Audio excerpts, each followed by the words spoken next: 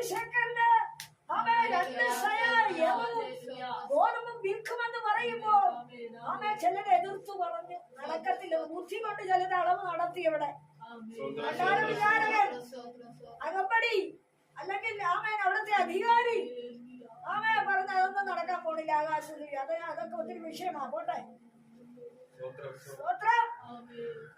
ഓർക്കണം, സാഹചര്യം നോക്കിയുള്ള വിധിയല്ല നീ വിധിച്ചോണ്ടിരിക്കേണ്ടത്.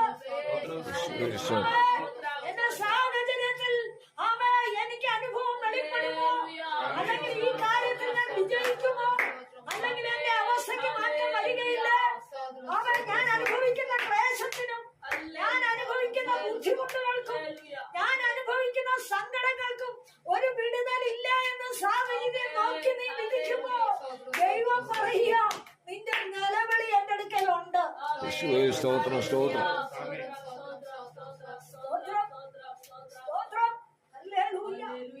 അവേ കള്ളത്തരമൊക്കെ കാണിച്ചു നിലവിളിക്കുന്ന കാര്യമല്ല.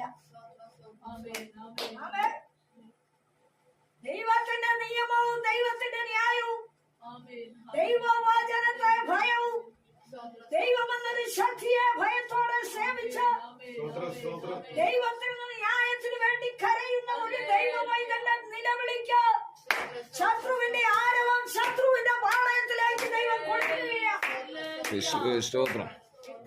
അധികം ദൂരമല്ലാതെ അനുഗ്രഹത്തിന്റെ വാതിൽ നിന്റെ മുമ്പിൽ തുറക്കാൻ ദൈവം ശക്തനാണ്. അധിക ദിവസം നീ ക്ലേശിക്കേണ്ടത് അനുഗ്രഹം നിന്റെ അടുക്കൽ വന്ന് നിൽക്കുക.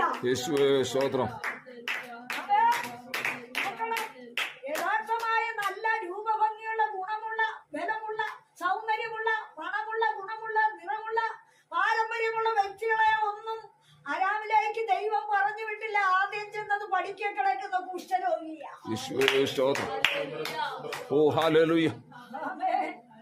ആരും തിരിഞ്ഞു നോക്കാതെ അവഗണിക്കപ്പെട്ട് ആട്ടിക്കളയുന്ന മരണത്തെ കാത്തു കിടക്കുന്ന ആരും ആമേ കുഷ്ഠരോഗി എന്ന് പറഞ്ഞാൽ അംഗീകരിക്കാൻ പോണില്ല.